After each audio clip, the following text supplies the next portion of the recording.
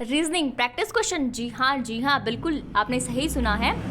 तो hello everyone, this side Anjali Arya और आज हम करने वाले हैं रीजनिंग एंड न्यूमेरिकल जो आपकी एबिलिटी है इसमें से कंप्लीट जैसे कि आपका जो सिलेबस दे रखा है उसमें से एक एक दो दो क्वेश्चन हम करने वाले हैं।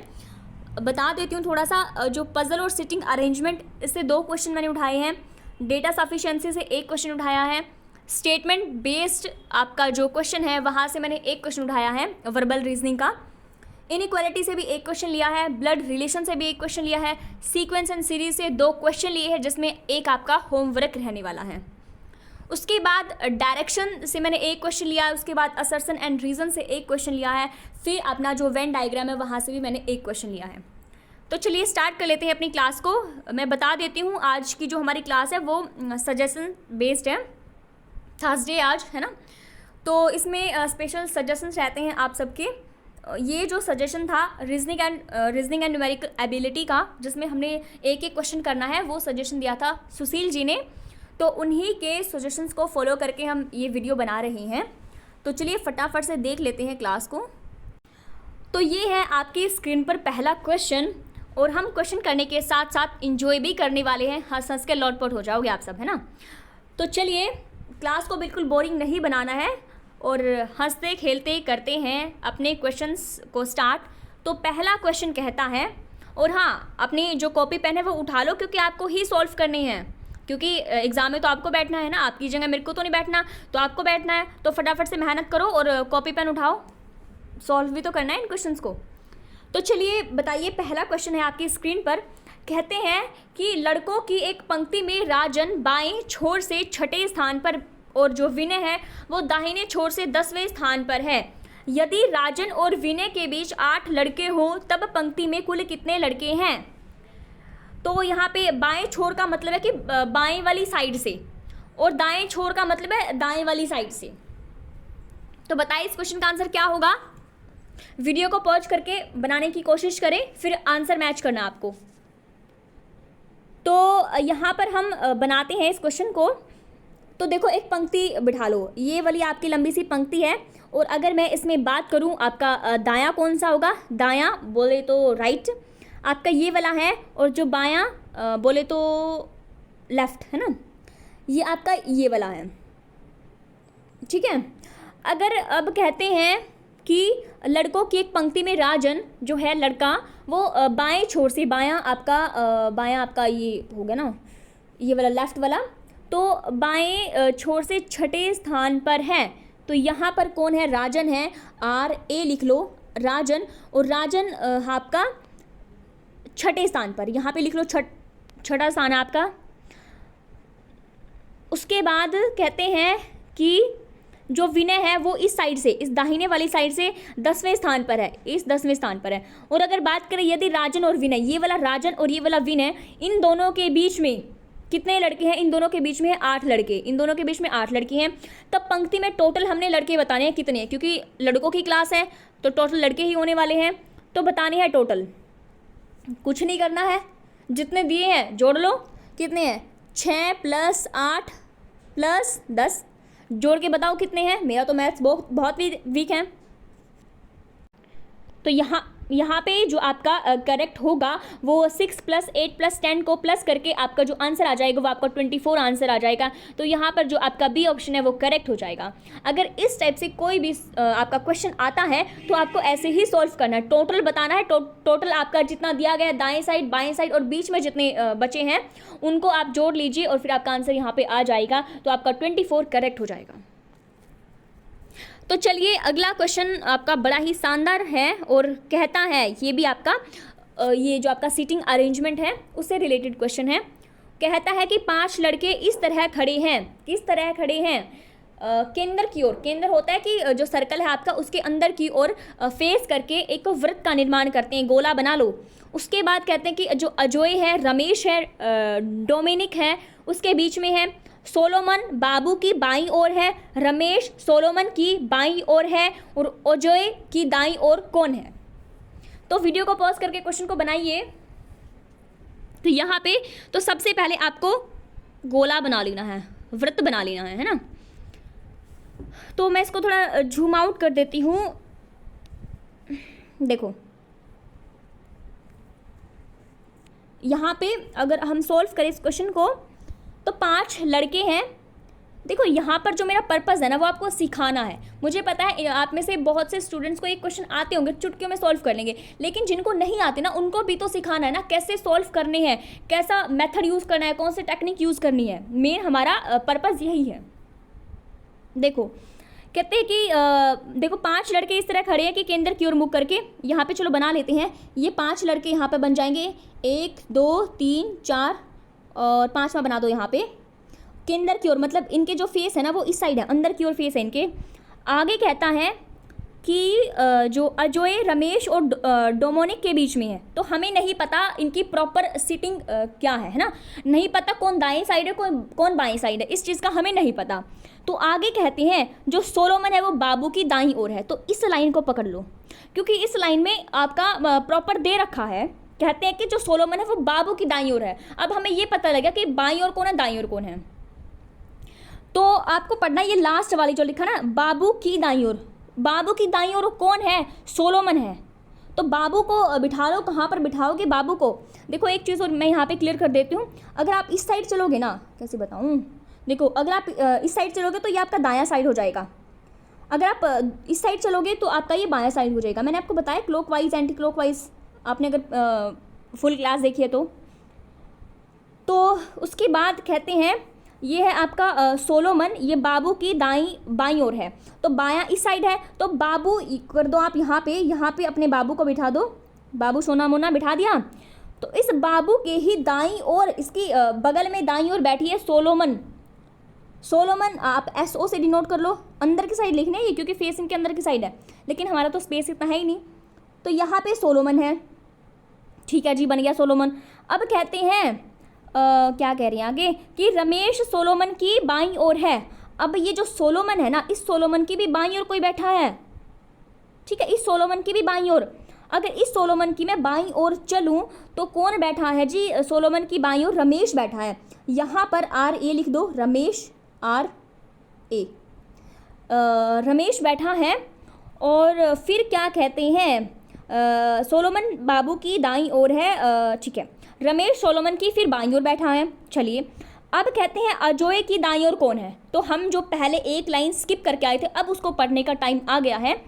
क्या कहता है कि जो अजय, रमेश और डोमोनिक के बीच में है, जो रमेश हमें पता है कहाँ पर बैठा है रमेश। अब कहता है कि रमेश और डोमोनिक, यहाँ पे बना दो डोमोनिक, क्योंकि बीच में तो आपका अजय आने वाला है।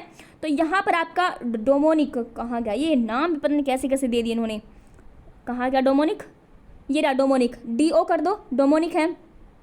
तो आपका रमेश और डोमोनिक के बीच में बैठा है अजय, यहाँ पे अजय कर दो, अजय यहाँ पे बैठा है।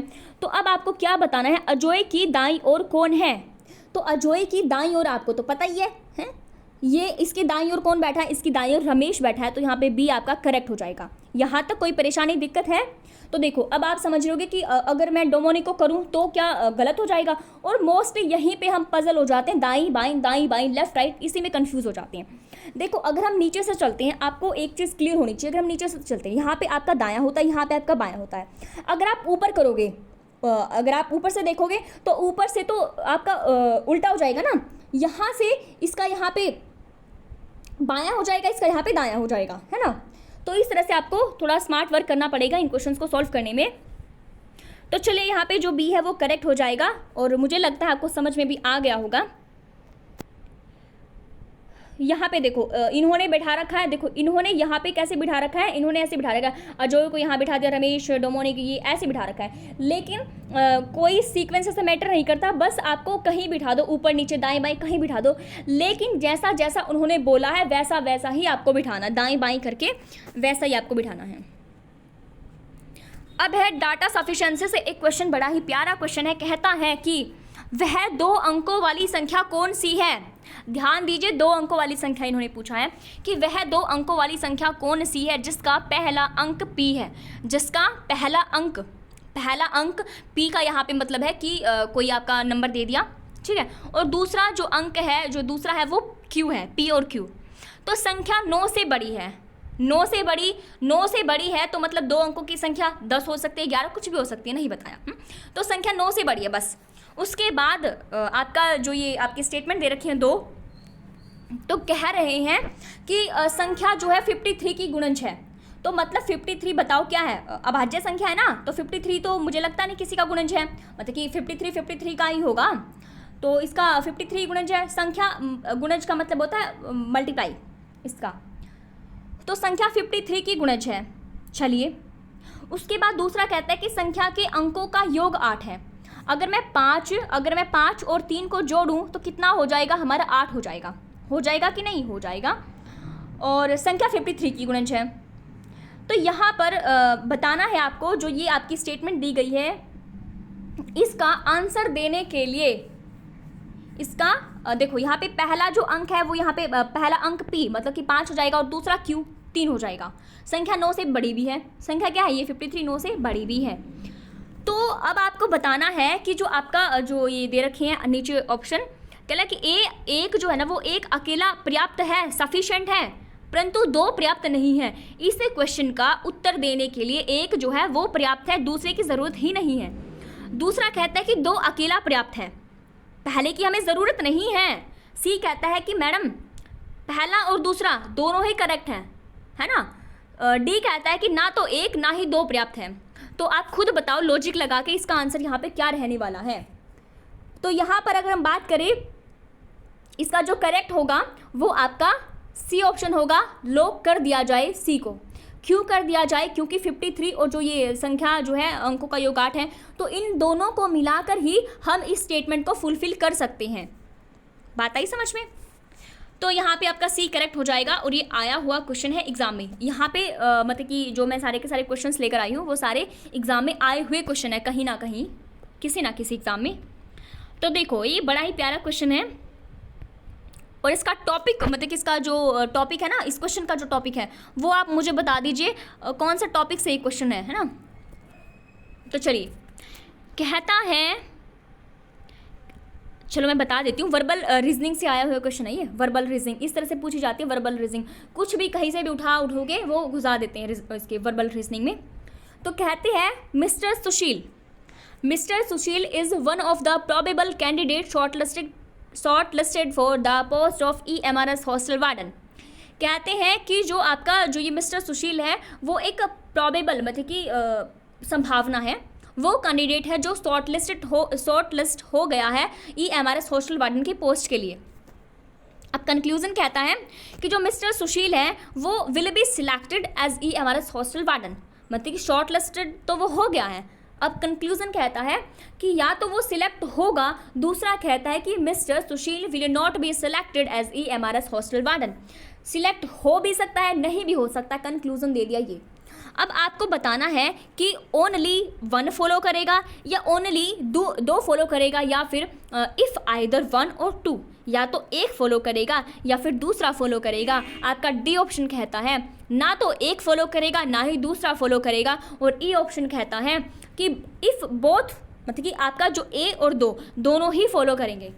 तो बता दीजिए अपने दिमाग का इस्तेमाल करके यहाँ पे क्या करेक्ट रहने वाला है ना। बड़ा ही प्यारा क्वेश्चन, इसी तरह से क्वेश्चन पूछे जाएंगे।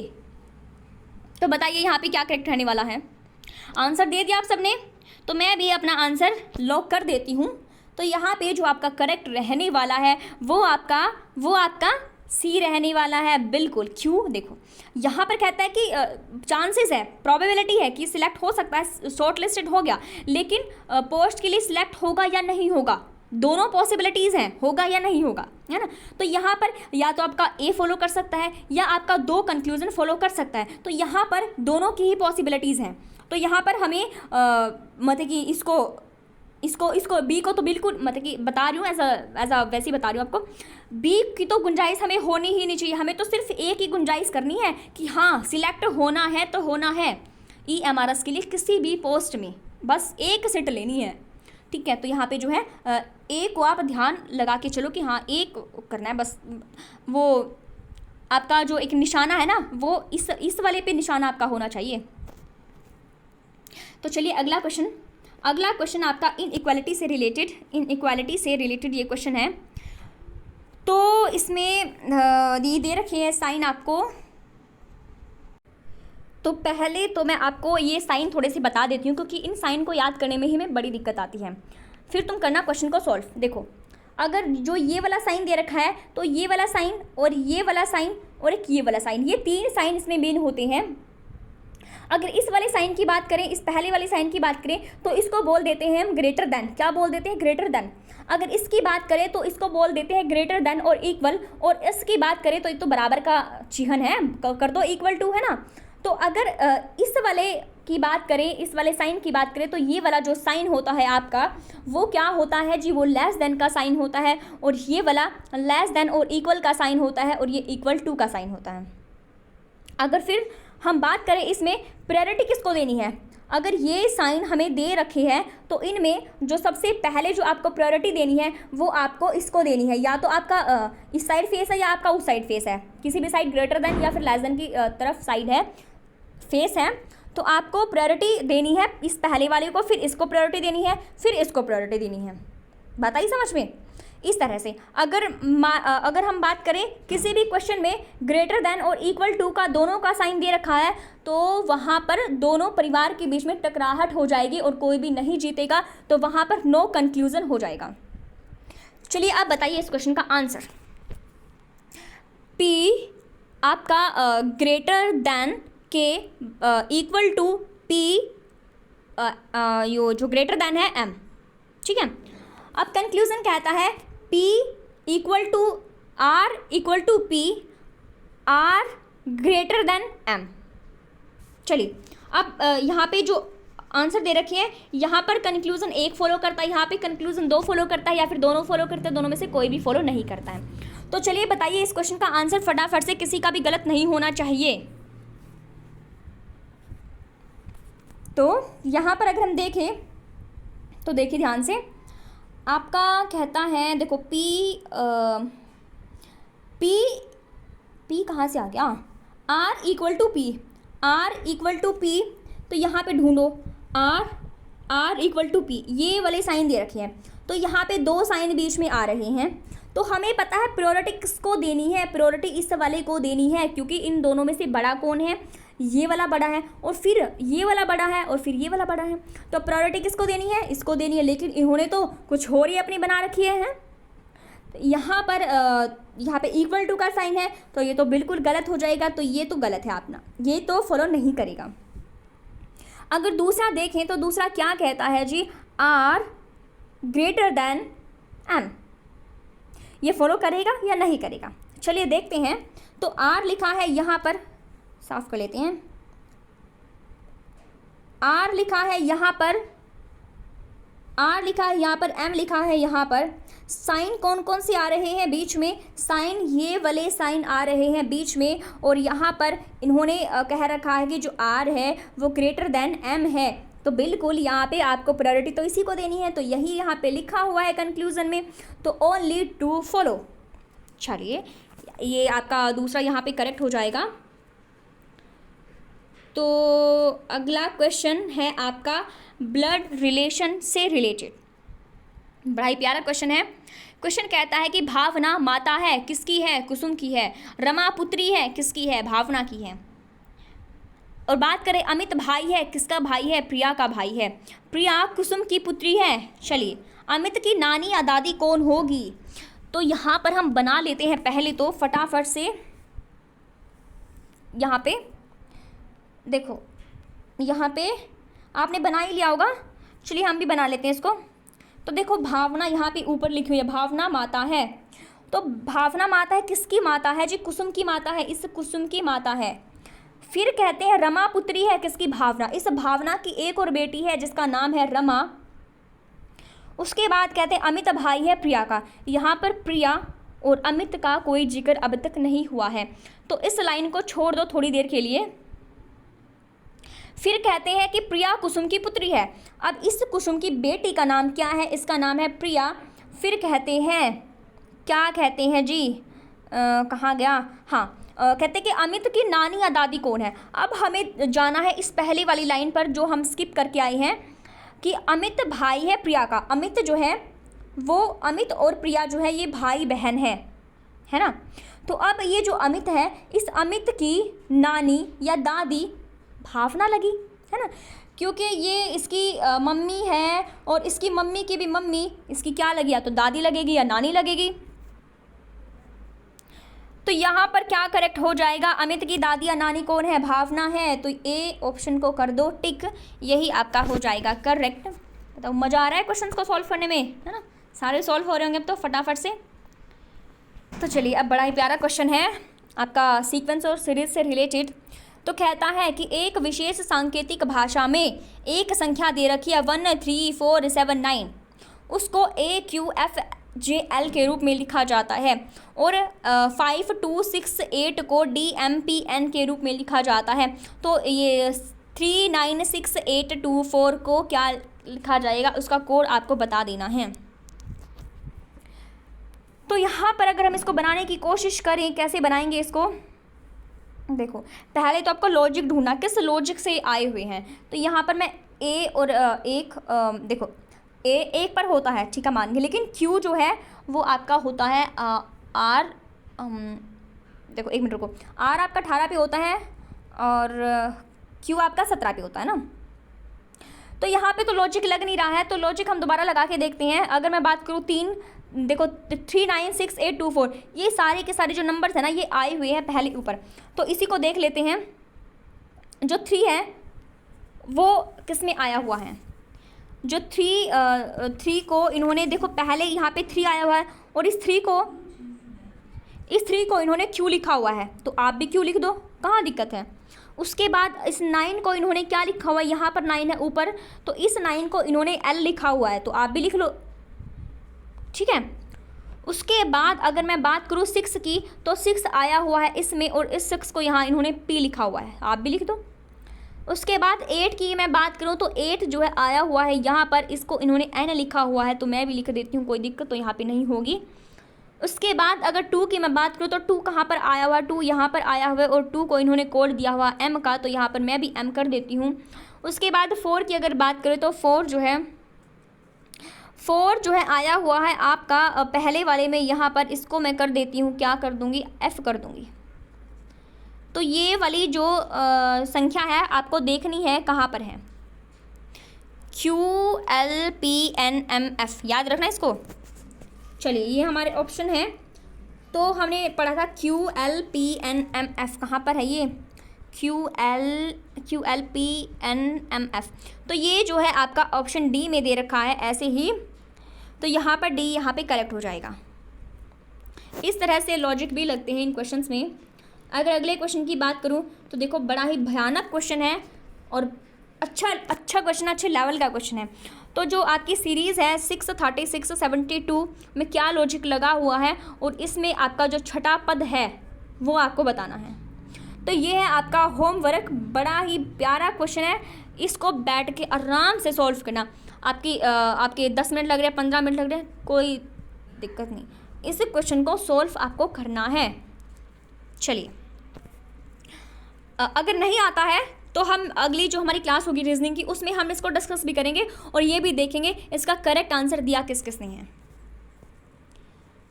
उसके बाद आपका ये डायरेक्शन से रिलेटेड आपका क्वेश्चन है और ये क्या कह रहा है कि ए बी के पश्चिम में है, बी के पश्चिम में ए है, बी के उत्तर में आपका सी है और डी सी के पूर्व में है और ए डी जो डी के किस दिशा में ए है। तो ये है आपका क्वेश्चन और आपको बताना है इसका करेक्ट आंसर यहाँ पे क्या होगा। तो यहाँ पर देने का प्रयास करें आप लोग, क्या यहाँ पे करेक्ट हो जाएगा। चलिए अब हम देख लेते हैं इसका यहाँ पे क्या करेक्ट होगा। तो देखिए ध्यान से, आपकी डायरेक्शंस होती हैं इस टाइप की कुछ, यहाँ पर आपका यहाँ पर पूर्व, यहाँ पे पश्चिम, यहाँ पे उत्तर, यहाँ पे दक्षिण, east west north and south. अगर बात करूँ ये बी है और ये यहाँ पे आपका बी है और इस बी के पश्चिम में, इस बी के पश्चिम में है क्या है, ए है, लिख दो फिर, कहाँ दिक्कत है, लिख दिया। उसके बाद कह रहे हैं बी के उत्तर में, इस बी, ये वाला जो बी है ना जी, इस बी के उत्तर यानी कि ऊपर, उत्तर में क्या है, बी के उत्तर में सी, लिख दो फिर। उसके बाद कह रहे हैं सी के पूर्व में डी है। ये जो सी है ना, अगर पूर्व की बात करूँ तो पूर्व ऊपर नीचे इधर उधर कहीं नहीं होगा, पूर्व बराबर में होगा, है ना। तो इस सी के पूर्व में डी है। चलिए हो गया। अगर फिर मैं बात करूं कि जो है जो ये D है, D के किस दिशा में, इस D के किस दिशा में A है, तो मुझे दिख रहा सीधा सीधा A इस साइड है। और ये डायरेक्शन क्या होगी, इस डायरेक्शन को देखते हैं ज़रा। ये आपकी साउथ ईस्ट होगी। तो देखो ज़रा यहाँ पर ईस्ट वेस्ट नॉर्थ साउथ, यहाँ पर आपकी जो ये डायरेक्शन होगी, यहाँ पर आपकी देखो आपकी रहने वाली तो साउथ है, ठीक है, ये तो आप डैम श्योर हो यहाँ पे। तो आपका जो उत्तर वाले तो काट दो, नॉर्थ वाले तो काट दो, साउथ वाले रखो। यहाँ पे साउथ में ये ईस्ट है या वेस्ट है, इसको देख लो ज़रा। साउथ में ये ईस्ट है या वेस्ट है। तो आपको पता है, बहुत अच्छे से आपको पता है कि जो ये वाला पोर्शन होता है ना, ये वाला आपका पूर्व का पोर्शन है ना। इसके पूर्व में भी तो हमने डी लिखा था, तो ये वाला तो आपका पूर्व का पोर्शन है, और ये वाला जो पोर्शन है ये वाला आपका पश्चिम का पोर्शन है। तो आंख बंद करके टिक कर दो डी ऑप्शन को। आंख नहीं, आंख खुली रखो, तभी तो आप कर पाओगे। क्वेश्चन एग्जाम में भी ऐसे क्वेश्चन आएंगे, और ये एग्जाम में आया हुआ क्वेश्चन है, DSSB PRT में आया हुआ क्वेश्चन है। इसी टाइप का क्वेश्चन आएगा और स्टेटमेंट चेंज कर देगा बस। तो यहाँ पर आपका जो ऑप्शन डी है यहाँ पे करेक्ट हो जाएगा, साउथ वेस्ट।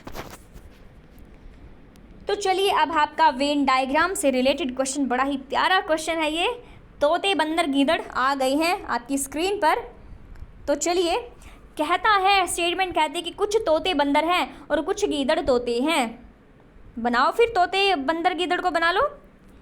चलो हम भी बना लेते हैं साथ में। आपने इस क्वेश्चन को पहले सॉल्व कर लेना है, फिर आपको एक्सप्लेनेशन देखनी है, फिर आपको अपना आंसर मिलाना है, क्या यही आंसर है, तभी तो आपको अपनी तैयारी पता लगेगी, तैयारी का लेवल पता लगेगा। तो चलिए, यहाँ पे कुछ वाला सीन यहाँ पे बन रहा है। तो अगर मैं बताऊँ, देखो यहाँ पे बता देती हूँ, कुछ तोते बंदर हैं, बना लो फिर। कहाँ गया, देखो यहाँ पे ये कुछ होता है, कुछ जो है यहाँ पे तोते को मैं डिनोट करती हूँ टी से, तोते को डिनोट कर लेती हूँ टी से, एक मिनट रुको, तोते को डिनोट कर लेती हूँ यहाँ पे टी से, और मैं बंदर को डिनोट कर लेती हूँ बी से। तो यहाँ पर कुछ तोते बंदर हैं, देखो कितना प्यारा बना है ये। उसके बाद कहते हैं कि कुछ गीदड़ बंदर हैं। अब गिद्दड़ का कुछ पार्ट तोते के अंदर, अब तोता तो हमने यहाँ बना दिया, यहाँ तो जगह भी थोड़ी है, चलो फिर क्या बात होगी, बना लेते हैं यहाँ पे। इस तोते के अंदर ही कुछ पार्ट गीदड़ का है, जी लिख देते हैं यहाँ पर, गीदड़ का है। अब देख लो कंक्लूज़न कहते हैं कि कुछ तोते गीदड़ हैं। अब ये जो तोते हैं ना, ये जो तोते हैं, कुछ तोते गीदड़ हैं। अब तोते का कुछ पार्ट गीदड़ के अंदर है, बिल्कुल सही बात है, तो कर दो, ए तो आपका फॉलो करेगा। अब दूसरी पढ़ते हैं, कुछ गीदड़ तोते हैं। अब गिद्दड़ का कुछ पार्ट तोते के अंदर है, हैं? बात है कि सही नहीं? इन्होंने बस चेंज कर दिया, कुछ तोते गीदड़ और कुछ गिद्दड़ तोते हैं, बात बराबर है। तो यहाँ पर आपका दो भी फॉलो करेगा। अब सी पढ़ लेते हैं। सी क्या कह रहा है कि कुछ गिद्दड़ बंदर है। अब गिद्दड़ यहाँ पर है और बंदर यहाँ पर हैं, गीदड़ और यहाँ पे बंदर। तो बताओ कैसे कम्युनिकेट करेंगे, इतने दूर दूर ये बैठे हैं, 100 कोस दूर है, तो कैसे बात कर लेंगे? गीदड़ का कुछ जो पोर्शन है ना वो तोते के अंदर है, ना कि बंदर के अंदर।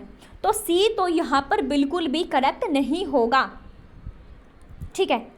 अगर मैं बात करूँ चौथे ऑप्शन की, चौथा अपना फोर्थ क्या कह रहा है कि कुछ बंदर तोते हैं। अब बंदर और यहाँ तोते, बताओ है कि नहीं?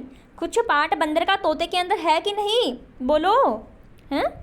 तो यहाँ पर आपका फोर्थ भी फॉलो करेगा। तो यहाँ पर जिस भी ऑप्शन में आपको 1, 2 एंड 4 दिख रहा है उसको कर दो करेक्ट, बिल्कुल। यहाँ पर मुझे दिख रहा है, कि सभी तो फॉलो नहीं करेंगे, 1 और 3 भी फॉलो नहीं करेगा, 3 तो करेगा ही नहीं, 2 और 4 भी करेगा लेकिन 1 भी तो करेगा। तो यहाँ पर जो आपका डी ऑप्शन है, 1, 2 और 4 यहाँ पे पालन करते हैं, मतलब कि फॉलो करते हैं, यहाँ पे डी आपका करेक्ट हो जाएगा।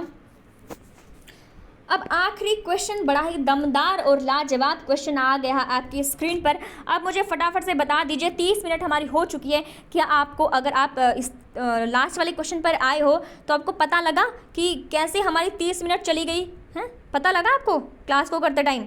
अगर पता लगा है तो मेरे पढ़ाने में कमी है कि मैं क्लास को ज़्यादा इंटरेस्टिंग नहीं बना पाई, अच्छे से मैंने आपको यहाँ पे नहीं बताया, एक्सप्लेन नहीं किया है। तो चलिए, अगर नहीं पता लगा है तो फिर तारीफ़ें बनती है कि नहीं? चलिए, अब बड़ा ही प्यारा क्वेश्चन है, ये है आपका क्वेश्चन, आपका जो ये क्या बोलते हैं इसको, आपका जो असर्शन और रीज़न है ना, असर्शन और रीज़न से ये क्वेश्चन है आपका। क्या कह रहा है कि methane gas released by some industries lead to global warming. कहते हैं कि कुछ उद्योगों द्वारा उत्सर्जित मीथेन गैस के फलस्वरूप भूमंडलीय उष्मीकरण होता है। आपका बी कहता है कि मीथेन एक भारी गैस है और यह वायुमंडल के निचले क्षेत्र में जमा हो जाती है। आपका जो असर्शन है ना, जो आपकी स्टेटमेंट है, वो ये बोल रही है कि जो मीथेन गैस है ना, वो क्या करती है, ग्लोबल वार्मिंग का कारण बनती है। और आपने पढ़ा होगा, कम्पिटिटिव की एग्जाम की तैयारी कर रहे हो तो आपने को बहुत ही अच्छे से पता कि मीथेन गैस होती क्या है, क्या चीज़ है मीथेन गैस। तो अब आपका रीज़न कहता है कि जो मीथेन गैस है ना, वो एक भारी गैस है और यह जो वायुमंडल के नीचे रहती है, वायुमंडल के नीचे, ध्यान दो, वायुमंडल के नीचे कह रहा है ये। अब कहते हैं कि जो बोथ ए और बी यहाँ पे करेक्ट है। बी कह रहा है कि जो करेक्ट तो है, दोनों ही करेक्ट हैं, लेकिन जो ए है ना, वो आर की सही से एक्सप्लेनेशन नहीं कर रहा है। अगर बात करूँ सी की, तो सी कह रहा है कि ए आपका करेक्ट है और जो आर है वो गलत है। अगर मैं डी की बात करूँ तो डी कह रहा है कि ए आपका गलत है और आर आपका सही है। तो बताइए यहाँ पे क्या करेक्ट होगा, हैं? आंसर दे दिया आपने? तो चलिए, मुझे लगता है आपने सही आंसर किया होगा। चलो अब हम देख लेते हैं इसका करेक्ट आंसर यहाँ पे क्या रहने वाला है। तो दिल थाम के बैठिए, यहाँ पे मैं आंसर आपको बताने वाली हूँ। तो यहाँ पे जो आपका आंसर रहने वाला है वो आपका सी यहाँ पे रहने वाला है जी। अब आप कहोगे यहाँ पे ए क्यों नहीं है, हैं? यहाँ पे बी क्यों नहीं है, यहाँ पे सी ही क्यों है? क्योंकि यहाँ पे सिर्फ पहली वाली जो स्टेटमेंट है ना, ये मीथेन गैस किसका कारण है, ये ग्लोबल वार्मिंग का कारण है। आपकी CO2 और CH4 ये किसका कारण है, ये ग्लोबल वार्मिंग का कारण है। तो यहाँ पर एक तो बिल्कुल करेक्ट है, 100% करेक्ट है, कोई गलत कर ही नहीं सकता इसको। उसके बाद दूसरी में कहूँ, रीज़न में कहूँ तो रीज़न इन्होंने गलत दे दिया। एक तो ये भारी गैस नहीं है, एक तो ये बिल्कुल हवा से भी हल्की गैस है। एग्ज़ाम में जो आपका ना ये जनरल अवेयरनेस इसमें आ सकता है, मतलब कि आपका जो ये आपका पोर्शन रहता है उसमें पूछा जा सकता है एक आध। तो ठीक है, तो एक तो आपको जो मीथेन गैस इसको लिखा जाता है CH4 से। अगर मैं बात करूँ भारी गैस, ये भारी गैस नहीं है जी, बिल्कुल हल्की गैस है। किससे हल्की है, हवा से भी हल्की गैस है।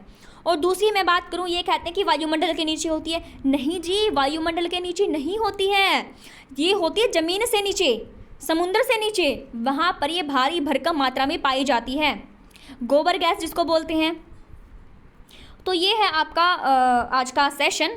बता दीजिए अगर आपको अच्छा लगा है तो बता दीजिए, अच्छा नहीं लगा है तो वो भी बता दीजिए, मुझे कहाँ पर बदलाव करने की, कहाँ पर मुझे थोड़ा वो चेंज करने की ज़रूरत है अपनी पढ़ाने के तरीके में। तो चलिए, अगर आपको अच्छी लगी क्लास तो भाई लाइक शेयर सब्सक्राइब तो कर ही दीजिएगा। Thanks for watching.